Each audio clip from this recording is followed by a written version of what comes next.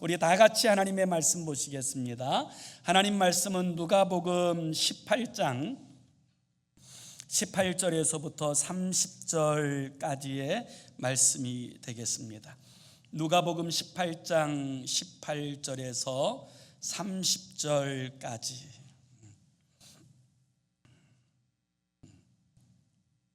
우리 다 찾으셔서 함께 같이 읽습니다. 시작. 어떤 관리가 물어 이르되 선한 선생님이여 내가 무엇을 하여야 영생을 얻으리이까? 예수께서 이르시되 내가 어찌하여 나를 선하다 일컫느냐? 하나님 한 분 외에는 선한 이가 없느니라. 내가 계명을 안 하니 간음하지 말라, 살인하지 말라, 도둑질하지 말라, 거짓 증언하지 말라, 내 부모를 공경하라 하였느니라. 여짜오되 이것은 내가 어려서부터 다 지키었나이다. 예수께서 이 말을 들으시고 이르시되 내게 아직도 한 가지 부족한 것이 있으니 내게 있는 것을 다 팔아 가난한 자들에게 나눠주라. 그리하면 하늘에서 내게 보화가 있으리라. 그리고 와서 나를 따르라 하시니 그 사람이 큰 부자이므로 이 말씀을 듣고 심히 근심하더라. 예수께서 그를 보시고 이르시되 재물이 있는 자는 하나님의 나라에 들어가기가 얼마나 어려운지 낙타가 바늘귀로 들어가는 것이 부자가 하나님의 나라에 들어가는 것보다 쉬우니라 하시니 듣는 사람들이 이르되 그런즉 누가 구원을 얻을 수 있나이까? 이르시되 무릇 사람이 할 수 없는 것을 하나님은 하실 수 있느니라. 베드로가 여짜오되 보옵소서 우리가 우리의 것을 다 버리고 주를 따랐나이다. 이르시되 내가 진실로 너희에게 이르노니 하나님의 나라를 위하여 집이나 아내나 형제나 부모나 자녀를 버린 자는 현세의 여러 배를 받고 내세의 영생을 받지 못할 자가 없느니라 하시니라. 아멘. 한국 여자분들이 남자들과 대화할 때 가장 듣기 싫어하는 이야기가 군대 이야기랍니다. 그리고 두 번째로 듣기 싫어하는 이야기가 축구하는 이야기랍니다. 그러니까 한국 여자분들이 가장 싫어하는 이야기는 군대에서 축구하는 이야기, 이거를 제일 싫어한다 그래요. 우리가 하나님 나라에 관해서 이야기할 때 우리가 한국교회 성도들의 여론조사에 관한 이야기를 잠깐 했는데 한국교회 성도들이 제일 듣기 싫어하는 설교가 돈 설교랍니다. 그리고 두 번째 설교가 천국에 관한 설교라 그러는데 저는 오늘 돈 이야기, 천국 이야기를 하려고 합니다. 오늘 우리가 읽은 이 본문에는 예수님께 나와 영생에 대하여 묻는 한 관리의 이야기가 등장합니다. 이 관리의 이야기는 마태복음, 마가복음, 누가복음에 다 등장하게 되는데 이 마태복음에는 이 관리가 바로 청년이라고 이야기하고 마가복음에는 그 청년이자 부자인 그가 예수님의 발 앞에 엎드려 이제 묻게 되어졌다고 이야기합니다. 그리고 오늘 우리가 살펴보는 이 누가복음에는 그는 관리일 뿐만 아니라 큰 부자라고 그렇게 이야기하고 있습니다. 자, 오늘 우리가 함께 살펴보려고 하는 이 청년은 소위 한마디로 이야기하면 모든 것을 다 가진 사람입니다. 그는 젊음을 가졌습니다. 청년이지요. 그런데다가 그는 어마어마한 큰 부자입니다. 그럴 뿐만 아니라 그는 이미 관리가 되어 있고 관원이라고 부르게 됩니다. 이 관원이라고 하는 말은 그 당시 유대를 다스리고 통치했던 사내들인이라고 하는 공회의 그 관원인 것을 이야기하는 것인데 오늘날로 이야기하면 고위 공무원, 소위 국회의원에 해당되는 그 직분을 가진 청년입니다. 거기다가 예의도 차릴 줄 알고 예수님 앞에 엎드릴 줄 아는 예의 바른 청년인 거지요. 한마디로 이야기하면 모든 것을 다 가진 금수저이고 또 이제 많은 사람들이 부러워할 만한 모든 조건을 다 구비한 사람이라고 이야기할 수 있겠지요. 거기에 이 청년은 세속적인 것만 따라가는 사람이 아니라 예수님 앞에 나와 영생에 대하여 물을 줄 아는 그런 이제 영적 관심사를 가지고 있었던 사람이 바로 이 청년입니다. 한마디로 이야기하면 금상첨화하고 나무랄 것이 없는 청년 아니겠습니까? 그런데 이 청년에 관한 이야기는 슬프게도 하나님의 나라에서 멀어진 이야기로 끝이 나게 되어집니다. 주님의 발 앞에 엎드려서 영생에 대하여 물었던 이 청년이 왜 하나님의 나라에 들어오지 못하고 하나님의 나라에서 멀어진 인생, 비극적인 인생이 되었을까요? 그 이유는 그가 예수님이 누구신지 바로 알지 못했기 때문입니다. 그래서 오늘 우리가 읽은 이 본문의 말씀이 시작되는 18절은 이렇게 시작됩니다. 우리 18절의 말씀을 같이 한번 읽어봅니다. 시작. 어떤 관리가 물어 이르되 선한 선생님이여 내가 무엇을 하여야 영생을 얻으리이까. 그는 예수님에 대하여 이렇게 호칭합니다. 선한 선생님이여. 그런데 여기에 선생님이라고 하는 이 단어가 디다이켈러라는 단어로 사용되어져 있어요. 여기 디다이켈러라고 하는 이 단어는 예수님의 제자들이 평소에 예수님을 불렀던 선생이여라는 단어와 다른 단어예요. 여기 디다이켈러라고 하는 이 단어는 이 제자가 아닌 보통 사람들이 이 예수님에 대하여 그저 부르는 호칭으로서의 선생이지요. 우리나라 사람들은 예의를 차리려고 하는 그 성향이 많이 있어서 모르는 사람들을 호칭하고 부를 때 가장 많이 호칭하는 단어가 사장님이랍니다. 사장님이 아닌데도 무조건 사장님 이렇게 부르거나 아니면 선생님 이렇게 이제 불러서 일종의 예의를 차리게 되어지는 거죠. 음식점에 가도 그 일하시고 서빙하시는 분들을 이게 아줌마, 아저씨 이렇게 안 부르고 언제 봤다고 이모 이렇게 부르게 되는 것, 이것이 우리나라 사람들이 가진 일종의 정서고 예의를 차리는 문화라는 것을 알 수가 있지요. 이모 이렇게 못하시는 분들은 여기요 이렇게 불러야 이제 예의가 있다 이렇게 생각하는 것 아닙니까? 이 유대 나라에서도 이 사람들을 부를 때, 특별히 이 예수님처럼 영향력 있는 분들을 부를 때 선생님 이렇게 호칭하게 되어지는데, 이 호칭은 제자들이 부르는 호칭과는 달라요.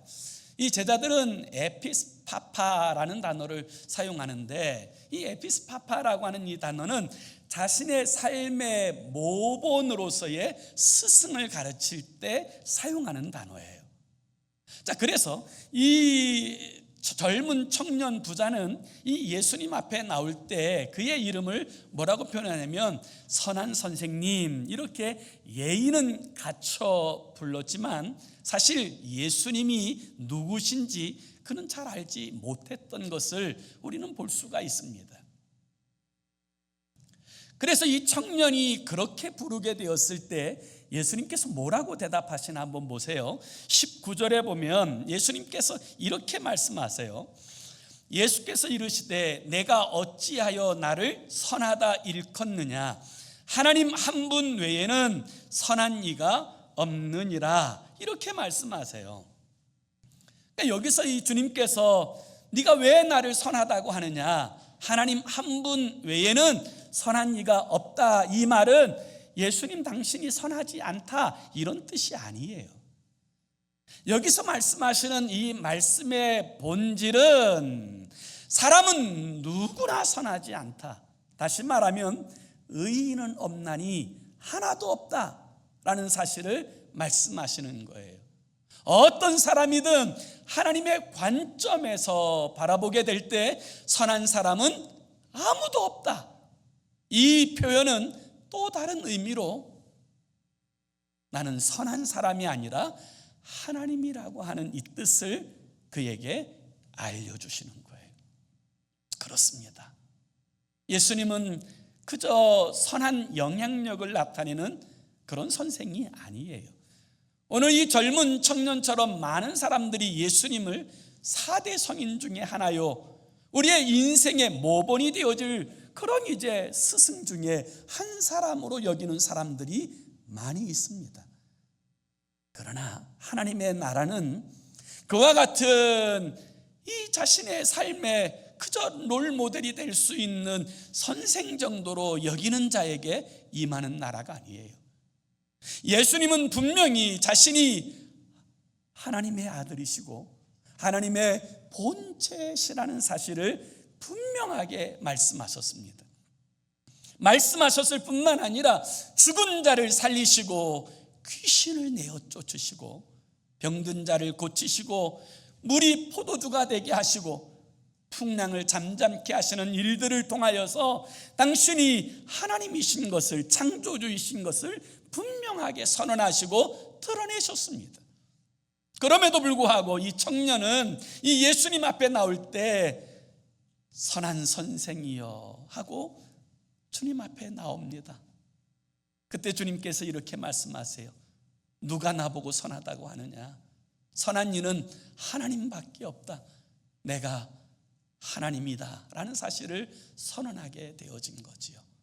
오늘 여러분, 하나님의 나라는 예수 그리스도를 4대 성인 중에 하나로 혹은 기독교의 창시자 정도로 여기는 사람에게 임하는 것이 아니라 예수 그리스도가 하나님의 아들이요, 그분이 나의 그리스도인 것을 믿고 그분을 영접하고 그분의 다스림 가운데 살아가는 인생에게 하나님의 나라가 이루어지는 줄로 믿습니다.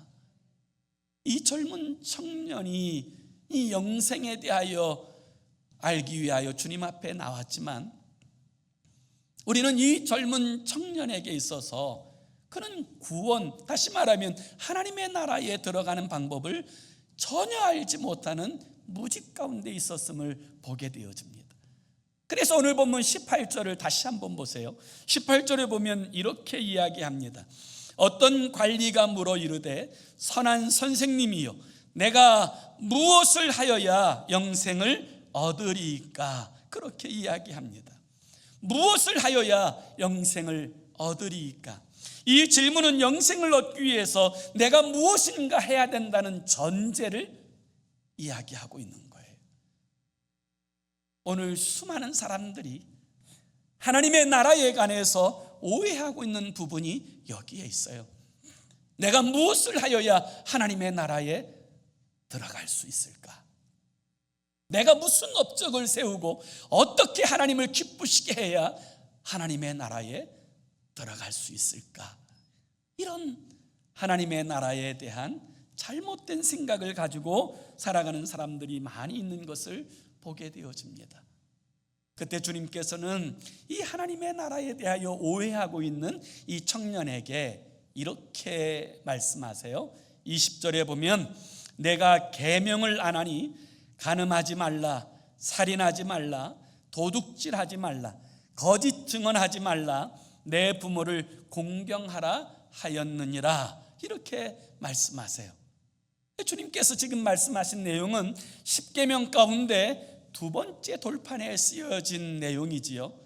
인간과의 그 관계적 계명 가운데서 우리가 행해야 될 이 두 번째 돌판의 이야기의 핵심은 한마디로 이야기하면 내 이웃을 내 몸같이 사랑하라 하신 말씀이에요. 주님께서 왜 이와 같이 행하라고 말씀하셨을까요? 그 이유는 어느 누구도 이 율법을 온전히 충족시킬 수 없음을, 다시 말하면 행위를 통하여서 하나님께 나아갈 수 없는 인생인 것을 알게 하시기 위해서입니다. 그런데 놀랍게도 이 청년은 주님께서 말씀하신 이 율법의 본질에 대하여 이해하지 못한 채 이렇게 대답합니다. 이것은 내가 어려서부터 다 지키었나이다. 자신이 어렸을 때부터 이 율법에 기록된 바를 행하였다고 당당하게 말하고 있는 그에 대하여, 여러분, 이 율법이 가진 본질적인 목적은 율법을 통하여서 구원 얻을 수 없음을 알게 하시기 위함 아닙니까? 오히려 율법을 통하여 나의 죄인됨을 깨닫고 하나님의 은혜를 구하며 나아가도록 하는 방편이 되어지도록 하는 것, 이게 율법의 역할이에요. 그런데 오히려 이 청년은 당당하게 내가 율법을 다 지켰나이다 이야기해요. 그때 주님께서 이 청년에게 이렇게 말씀하세요. 우리 한번 다시 22절 말씀도 함께 읽습니다. 시작. 예수께서 이 말씀을 들으시고 이르시되 내게 아직도 한 가지 부족한 것이 있으니 내게 있는 것을 다 팔아 가난한 자들에게 나눠주라. 그리하면 하늘에서 내게 보화가 있으리라. 그리고 와서 나를 따르라 하시니.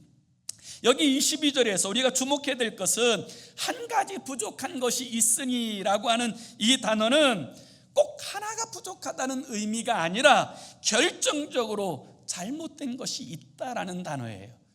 너에게 지금 결정적으로 잘못된 것이 있다, 잘못 알고 있는 것이 있다. 그리고 나서 이렇게 말씀하세요. 내 재산을 다 팔아 가난한 자들에게 나눠주라. 그러면 하늘의 보화가 너에게 있을 것이다. 그리고 내게로 와서 나를 따르라. 이렇게 말씀하세요. 이 말씀을 듣고 예수 믿으려면 오늘부터 가산 다 팔아서 그렇게 살아야 되는가, 이렇게 혹시 오해하시는 분이 있을까 여러분 걱정되는데 그런 뜻이 아니에요. 여기 지금 이 결정적으로 이 젊은 청년 부자에게 잘못된 것이 무엇입니까? 지금 자신은 의롭다고 생각하는 거예요. 이 율법에 있어서 흠이 없다고 스스로 여기는 거예요. 그러나 정작 그는 이 많은 큰 재산을 가지고 이 나누어 주지도 못하고 내려놓지도 못하고, 분명히 이 율법 두 번째 돌에 새겨져 있는 바 내 이웃을 내 몸과 같이 사랑하라 하신 그 말씀은커녕 탐심에 사로잡혀 있는 이 자신을 보게 하시는 것 아닙니까? 이 첫 번째 계명인 탐심의 우상을 섬기는 그것은 자취하고 나서라도 이 두 번째 계명조차도 온전히 행하지 못하는 그의 본질적인 모습을 주님은 보여주시고자 하시는 거예요. 여러분, 우리의 의는 아무리 대단해 보여도 다 떨어진 걸레와 같아요. 어느 누구도 하나님 앞에 의롭다고 하나님의 말씀대로 온전히 다 행하여 살았다고 자부할 수 있는 사람은 아무도 존재하지 않아요. 그 사실을 인정하는 것에서부터, 그래서 하나님의 은혜가 필요하고, 그래서 주님을 붙드는 것에서부터 하나님의 나라는 시작되어지는 거예요. 오늘 이 부자, 이 청년은 자신에게 너무나 많은 재산이 있는 까닭에 심히 근심합니다. 마태복음과 마가복음에 보면 그는 그 고백을 듣고는 주님을 떠나가고 말지요. 주님은 그 자신의 것조차도 내려놓지 못하고 탐심에 사로잡혀 있는 그를 향하여 이렇게 말씀하세요. 다시 한번 24절과 25절, 우리 24절 25절도 같이 읽습니다. 시작. 예수께서 그를 보시고 이르시되 재물이 있는 자는 하나님의 나라에 들어가기가 얼마나 어려운지 낙타가 바늘귀로 들어가는 것이 부자가 하나님의 나라에 들어가는 것보다 쉬우니라. 아멘. 이 충격적인 말씀 아닙니까? 이 별로 충격을 안 받으시는 것 같아요. 부자가 하나님 나라 들어가는 것이 낙타가 바늘귀로 들어가는 것보다 더하니라. 여러분, 충격적이지 않습니까? 별로 충격적이지 않는 이유는 나는 뭐 그렇게 부자가 아니니까, 이건 뭐 나하고는 별로 크게 상관이 없으니까 이렇게 생각하실 수 있는데, 제가 통계 하나 이야기를 해드릴게요. 우리가 미국에 살고 미국의 부자들만 자꾸 봐서 우리 자신에 대해서 잘 모르는 것 같은데요, 이 얼마 전에 나온 통계에 의하면 여러분, 우리가 부자라고 이야기할 때 세계에서 한 몇 퍼센트 안에 들어가야 부자라고 인정할 수 있을까요? 한 1% 안에 들어가면 나는 부자야 이렇게 인정하실 수 있겠습니까? 아니면 한 5%? 한 10% 안에 들어가면 그래도 나는 부자야 이렇게 고백하실 수 있으시겠습니까? 제가 얼마 전에 나온 통계를 바라보니까요, 1년의 연봉이 5만 2천 불이 되어지면 그는 전 세계 상위 1%에 해당되는 부자라고 하는 그런 통계가 나왔어요. 5만 2천 불이 이게 12개월로 나누면 얼마인가 보았더니 약 4,340불 정도, 그 정도 버는 정도면 전 세계 상위 1%에 들어가는 부자에 속한다는 거예요. 조금 안색이 좀 달라지시는 것 같아요. 그러면 나도 부자에 들어가나? 큰일 났다, 뭐 이렇게 생각하시는 분들이 있으실 것 같아요. 그리고 상위 5%에 해당되어지는 사람은요, 연봉이 2만 8천 달러라 그래요. 이게 약 한 달에 한 2,400불 정도 버는 사람, 그가 전 세계 상위 5% 안에 드는 부자라는 거예요. 좀 심각해졌지요. 부자가 하나님 나라 들어가는 것이 낙타가 바늘귀로 들어가는 것보다 더 어렵다라는 그 말이 다른 사람의 이야기가 아니라 우리의 이야기가 될 수 있구나. 여러분, 이 사실을 좀 깊이 고민하면서 이 말씀을 들을 필요가 있어요. 왜 주님은 그렇게 말씀하실까요? 돈의 위력이 크다는 것을 너무나도 잘 아시기 때문에 그래요. 그래서 성경에 하나님과 비교급으로 두어진 것은 돈밖에 없어요. 우리 주님께서는 하나님과 재물을 너희가 겸하여 섬길 수 없느니라. 이를 사랑하면 저를 사랑하지 않거나 이를 중히 여기면 저를 경히 여기게 되어지기 때문이다. 그래서 하나님과 재물을 주님께서는 거의 비교급으로 말씀하시는 이유는 이 재물이 가진 돈의 위력이 너무 크기 때문에 그래요. 너무 커요. 우리가 기도할 때 응답받는 것은 내 마음대로 내 속도대로 따라오질 않아요. 그래서 더디게 올 때가 많은 것처럼 느껴지는데요, 돈은요, 카드를 꺼내는 순간 효력을 발휘해요. 먹고 싶은 것을 사 먹고, 옷을 살 수 있고, 원하는 물건을 살 수 있고, 그때부터 이 돈을 내 마음대로 쓰기 시작하면서부터 나도 모르게 내가 이 물질의 주인인 것처럼 혹은 하나님인 것처럼 착각에 빠질 때가 있어요. 그 상태를 성경은 맘모니즘이라고 표현해요. 이게 돈의 우상에 끌려가는 인생이라는 뜻이에요. 얼마나 많은 사람들이 이 돈 앞에 굴복합니까?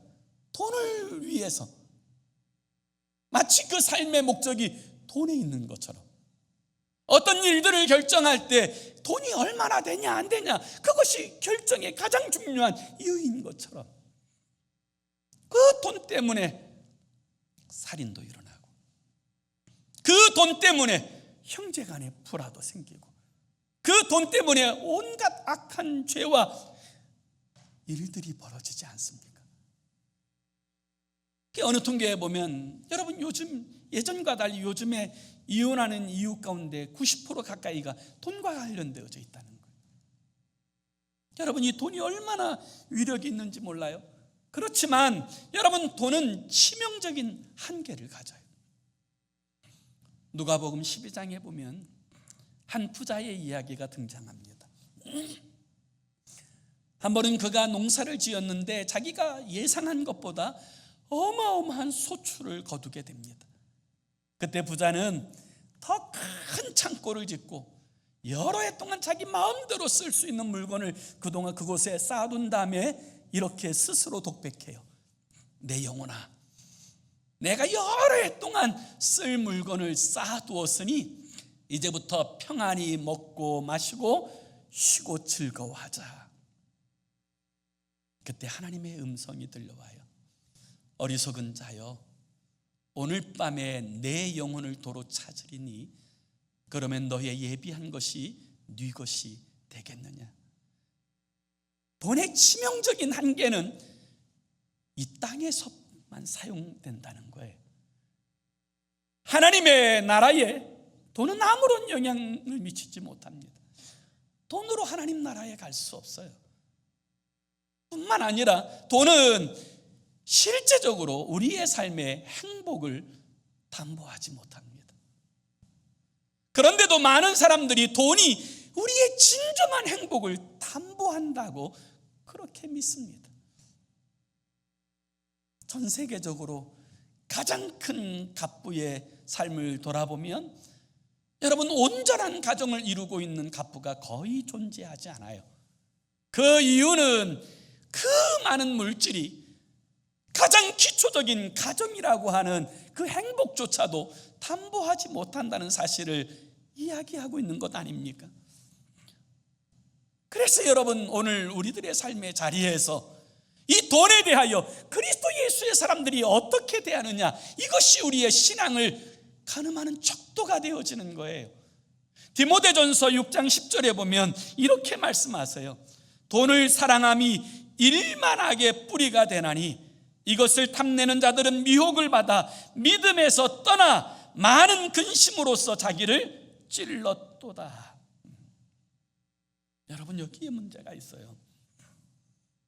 돈을 쫓아가고 탐하고 추구하고 살아가는 삶,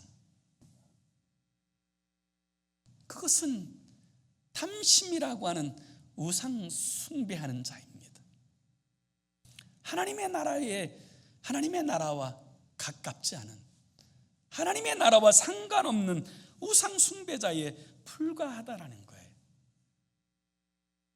그때 주님께서 이렇게 말씀하세요. 부자는 하나님 나라에 들어가기가 얼마나 어려운지 낙타가 바늘귀로 들어가는 것보다 더 어렵다, 이렇게 말씀하시자 사람들이 주님께 이렇게 이야기합니다.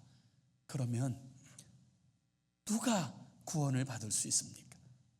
어떤 사람이 도대체 구원받을 수 있습니까? 그들이 그렇게 이야기하는 이유는 그 당시에 유대 나라 사람들이 이 돈을 가지고 있다고 하는 것, 부자라고 하는 것은 하나님의 복을 받아서 그렇게 되었다고 믿는 그런 상황이었기 때문에 그래요. 우리들도 그렇게 생각하는 경향이 많지 않습니까? 우리 큰아이가 어렸을 때 이제 친구 집에 갔다 와서는 이렇게 이야기했어요. 아빠, 그 친구는 무지 잘 살아. 그래서 잘 산다는 의미가 뭘까 생각해 보니까 그 집이 좋은 집에 산다는 뜻인 것 같아요. 오늘 많은 사람들이 그렇게 생각하지 않습니까? 잘 산다고 하는 기준이 돈 많으면 잘 산다, 돈 없으면 못 산다. 여러분, 이 돈이 잘 산다와 못 산다의 기준이 되어져 있지 않습니까? 여러분, 성경은 돈 많다고 잘 산다고 이야기한 적이 한 번도 없어요. 돈이 많은 게 잘 사는 것이 아니라 돈 많은 건 돈 많은 고 부자라는 뜻 이상 아니에요. 잘 사는 거 못 사는 건 거기에 기준이 되어질 수 없다라는 사실을 우리는 기억할 필요가 있어요. 그래서 이 사람들이 그러면 누가 구원을 받을 수 있는가 이렇게 물었을 때 예수님이 뭐라고 대답하나 보세요. 27절, 우리 27절도 같이 읽습니다. 시작. 이르시되 무릇 사람이 할 수 없는 것을 하나님은 하실 수 있느니라. 아멘. 여러분, 구원은 하나님의 은혜로 받는 거예요. 여러분, 하나님께서 영생을 주시는 줄로 믿습니다. 여러분, 하나님의 나라는 하나님이 주시는 거예요. 행위로 되어지는 것이 아니고, 돈으로 되어지는 것이 아니고, 사람으로는 할 수 없어요. 하나님으로서 하시느니라. 하나님만이 우리에게 영생을 주시고 구원을 주시고 하나님의 나라를 허락하여 주시는 줄로 믿습니다. 그래서 여러분, 하나님께서 우리를 구원하시는 이 방편은 선행에 있지 아니에요. 행위에 있는 것이 아니라 하나님께서 나의 주 되심을 신뢰하는 믿음에 있어요. 다시 말하면 하나님께 자신의 삶을 전적으로 의지하고 의탁하고 맡김, 여기서부터 구원의 역사가 시작되어지는데, 성경은 이 믿음조차도 하나님의 은혜라고 이야기해요. 그래서 에베소서 2장 8절과 9절에 보면 너희는 그 은혜에 의하여 믿음으로 말미암아 구원을 얻었나니 이것이 너희에게서 난 것 아니요 하나님의 선물이라. 하나님의 나라는 하나님의 선물이에요. 구원은 하나님의 선물이에요. 그래서 9절에 보면 행위에서 난 것이 아니니 이는 누구든지 자랑하지 못하게 함이니라, 그렇게 말씀하고 있는 거예요. 여러분, 하나님의 나라는 선행으로 들어가는 나라가 아니에요. 하나님의 나라는 돈으로 들어가는 나라가 아니에요. 하나님의 나라는 권세와 권위를 가지고 들어가는 나라가 아니에요. 하나님의 나라는 지식으로 들어가는 나라가 아니에요. 하나님의 나라는 전적으로 하나님의 은혜로 들어가는 나라예요. 믿음으로, 그 믿음조차도 하나님의 은혜로 말미암아 되어진, 그 믿음으로 얻게 되어진 나라예요.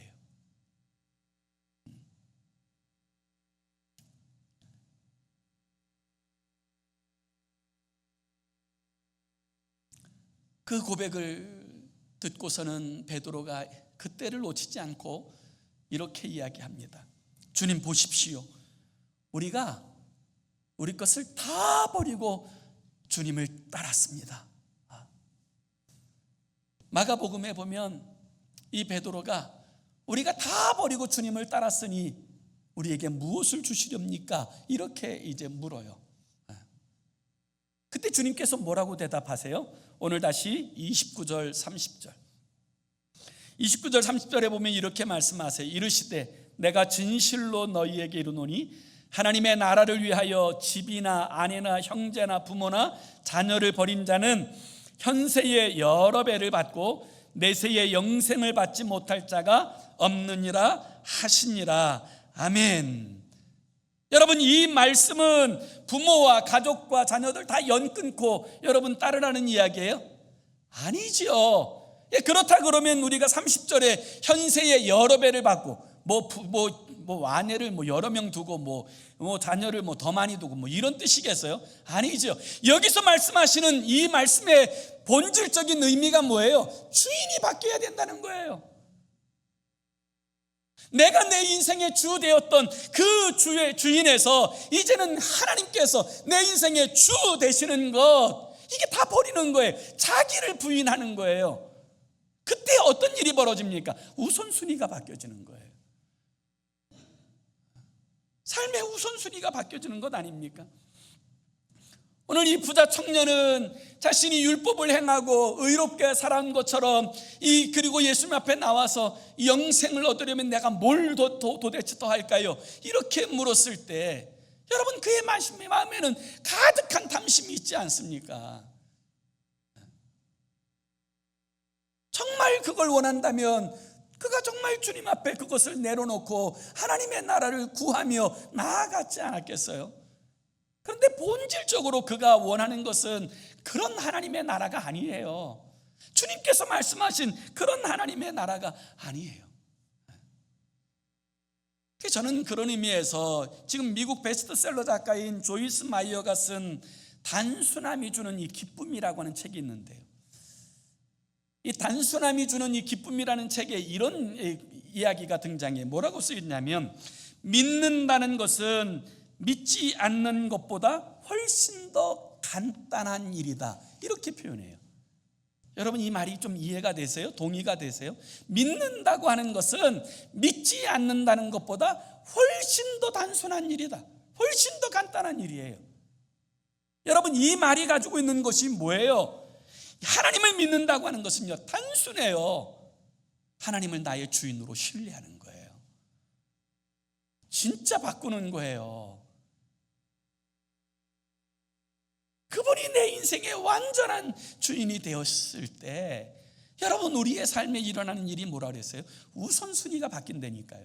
무엇을 먹을까, 무엇을 마실까, 무엇을 입을까 보다 그의 나라와 그의 의를 구하며 살아가는 인생이 되어지는 거예요. 그럴 때 그는 염려와 근심에 매여 살아가는 인생이 아니라 모든 것을 전적으로 하나님께 의지하고 자신이 할 수 있는 최선의 일들을 경주하면서 문제가 있을 때마다 감사함으로 주님께 아뢰며 주의 뜻을 구하는 인생으로 살아가게 되어진다라는 거예요. 그게 여러분 단순한 삶 아닙니까? 세계로 교회를 담임하는 손현보 목사님이 쓴 책 가운데 목사님 전도가 너무 쉬워요라고 하는 책이 있어요. 이 책에서 참 흥미로운 하나 이야기가 등장하는데 어느 이제 그 교회에서 권사 임직 받은 그 권사님 한 분의 이야기가 그 책에 쓰여져 있어요. 이 손현보 목사님이 이제 권사 임직 받으시는 분들을 따라 모아 두시고 그분들을 위해서 이제 정말 신신당부하는 것이 무슨 이야기였냐면 이 권사의 직분은 너무너무 소중합니다. 이 대통령이 되는 것보다 하나님 주신 직분이 더 중요합니다. 그러니까 이제 이번에 권사 받으신 분들은 꼭 새벽 예배 나오셔서 교회를 위해서 꼭 기도하는 그 사명을 감당해 달라고 아주 신신당부를 하였다는 거예요. 그런데 그 권사님이 새벽 예배도 안 나오시고 뭐 겨우 주일 예배 참여하시고 그러면서 이제 행하는 모습이 너무 마음이 아파서 권사님을 불러서 왜 그렇게 이제 그 직분을 감당하지 않으시냐 물어보니까 너무 바쁘다는 거예요. 그래서 이 목사님이 이제 다른 이제 성도님들한테 물어봤다는 거예요. 그 권사님이 도대체 바쁘시다는데 왜 그렇게 바쁘시냐. 그래서 다른 성도님들이 한다는 이야기가 그 권사님이 큰 고추밭을 하는데 얼마나 정성을 다해서 이 고추밭을 가꾸는지 아주 뭐 그 지역에서 소문날 정도로 그렇게 아주 농사도 잘 지으시고 아주 아침 새벽 일찍 나가서 벌레 잡아주고 물 주고 약 치고 하루 종일 게 얼마나 바쁜지 모른다는 거예요. 그래서 이 목사님이 그 얘기를 듣고 또 권사님 불러가지고 또 권면했다는 거예요.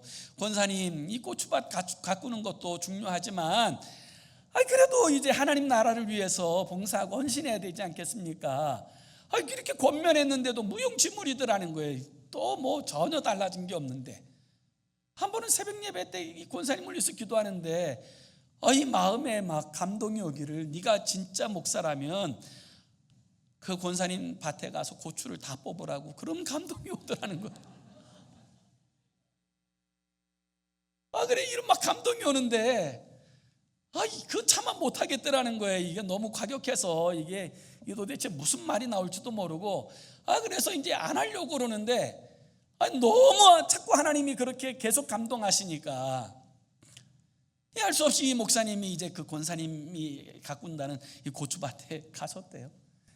갔더니 진짜 뭐 얼마나 정성을 쏟으셨는지 막 탐스럽게 열매가 맺히고 막 다 고추밭이 그렇게 돼 있는데 이 목사님이 그냥 우통을 벗고서는 그때부터 그냥 고추대를 뽑기 시작하는 거예요.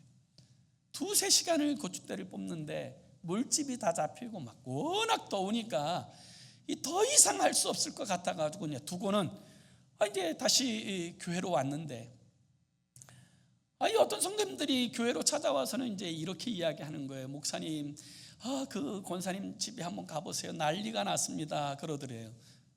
뭐 당신이 다 알지요.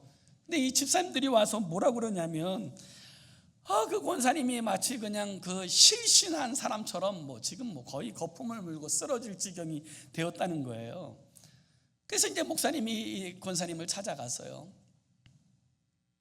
그랬더니 권사님이 목사님을 붙들고 하는 이야기가, 이 어떤 미친놈이 내가 아무하고도 이게 뭐 원수지고 척진 적이 없는데, 이 어떤 미친놈이 세상에 그냥 우리 고추밭에 와가지고 고추를 다 뽑았다고.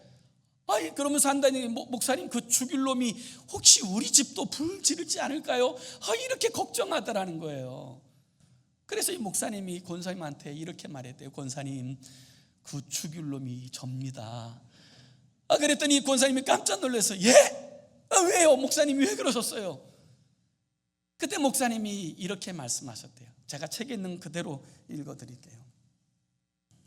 권사님은 지금까지 수십 년 예수 믿고 권사까지 되셨는데, 예수님이 나를 위해서, 내 죄를 위해 죽으신 것 때문에 감격해 보신 적이 있으십니까? 권사님은 고추밭 때문에 살같이 심장이 떨리고 치가 떨린다고 하셨는데, 예수 믿고 이렇게 좋아서 한번 심장 떨어보신 적이 한 번이라도 있으셨습니까? 옆 사람 이제 지옥 가는 것 때문에 안타까워서 이 고추밭 핀 것 때문에 그렇게 가슴이 찢어져 보신 적이 있으십니까? 그렇게 이야기했다는 거예요. 그러니까 이 권사님이 조용히 눈을 감고 이야기를 다 듣더니 이 손 목사님 앞에 무릎을 꿇더래요. 그리고 이렇게 이야기했답니다. 목사님, 제가 잘못했습니다. 고추가 뭐라고. 그리고 나서 실제로 그 권사님이 그 다음 날부터 새벽 예배에 나오기 시작하더니, 그 권사님을 통해서 예수님의 복음을 듣고 그리고 세례까지 받은 사람이 11명이나 되었다는 거예요. 그 간증에 관한 이야기가 그 책에 쓰여져 있어요. 여러분, 사람마다 고추밭이 다 달라요. 어떤 사람은 직장이 그 고추밭이고요, 어떤 사람은 가정이 그 고추밭이고요, 어떤 사람은 사업체가 그 고추밭이고요, 어떤 사람은 취미가, 어떤 사람은 자신의 건강 지키는 것이 그 고추밭이에요.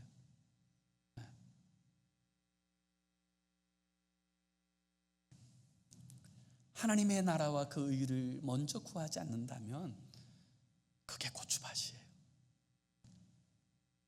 여러분, 우상은요 멀리 있지 않아요. 우상은 하나님보다 더 사랑하는 것, 그게 우상이에요. 우상은 하나님보다 더 의지하는 것, 그게 우상이에요. 하나님보다 돈, 하나님보다 나라가 주는 펜션이 더 우선시하는 거, 다 우상이에요.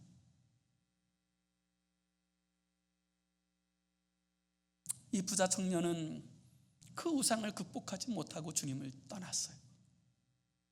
여러분, 주님은 우리가 주님을 따를 때 분명하게 조건을 이렇게 말씀하세요.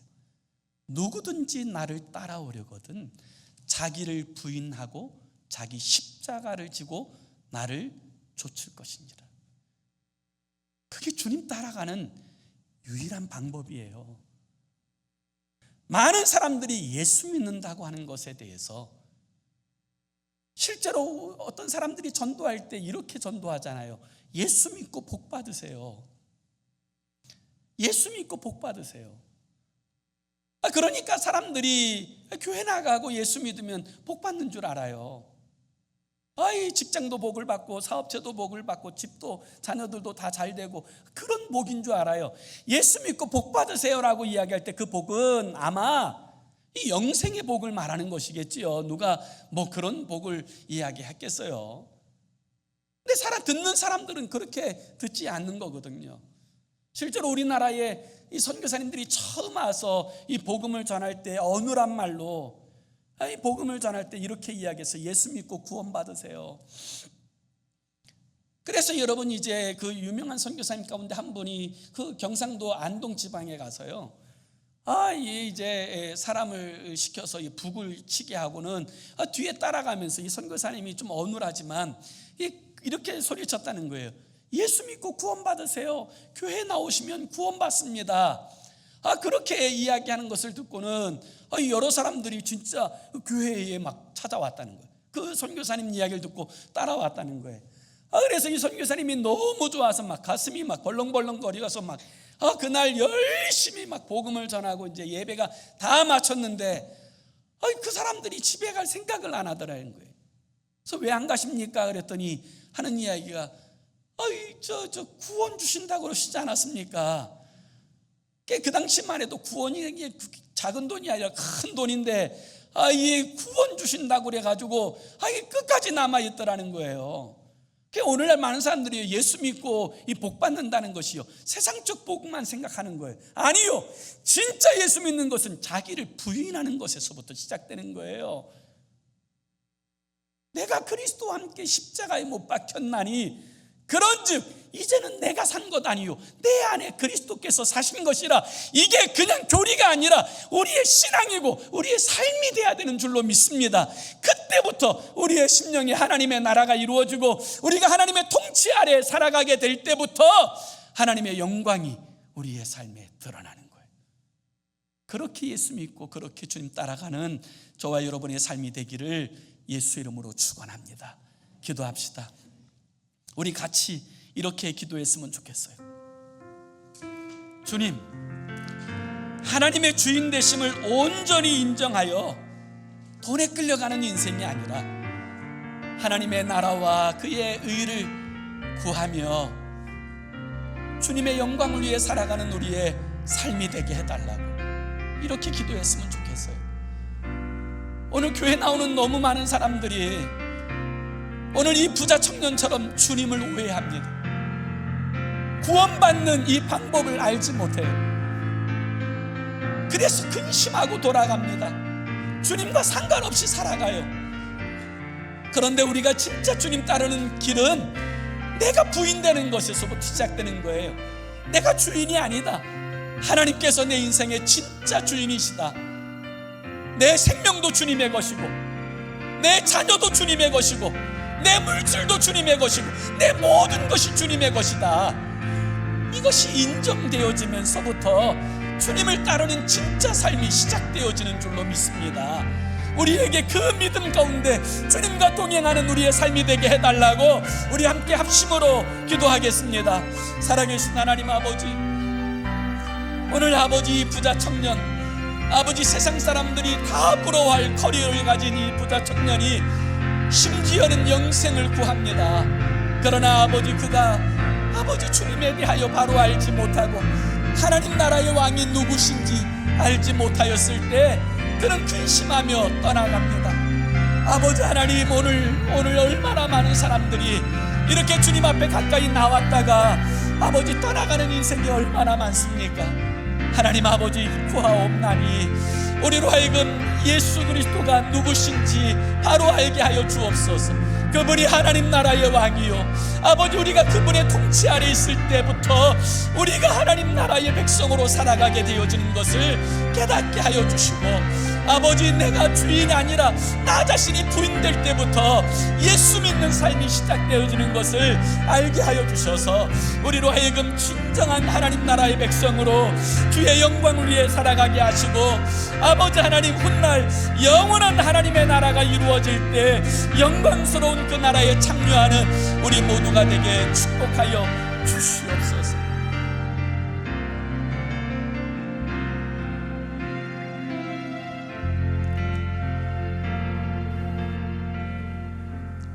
하나님,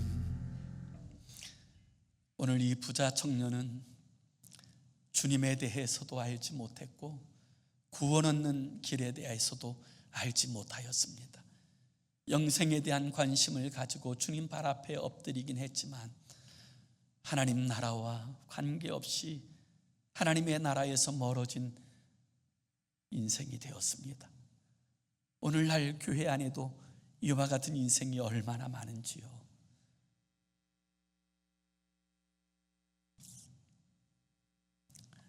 주님을 따르는 길은 내가 부인되고 주께서 하나님 나라의 왕이신 주께서 나의 진정한 주 되심을 인정하고 그리고 삶으로 그와 같이 행하여 살아가게 될 때 하나님의 나라가 우리 안에 이루어지고 하나님의 통치 아래 살아가게 될 때 염려와 근심 없이 하나님의 영광을 위해 살아가는 인생이 되어지는 줄로 믿습니다. 그 복음을 붙들고 살아가는 우리가 되게 하여 주옵소서. 예수 그리스도의 이름으로 기도 올리옵나이다. 아멘.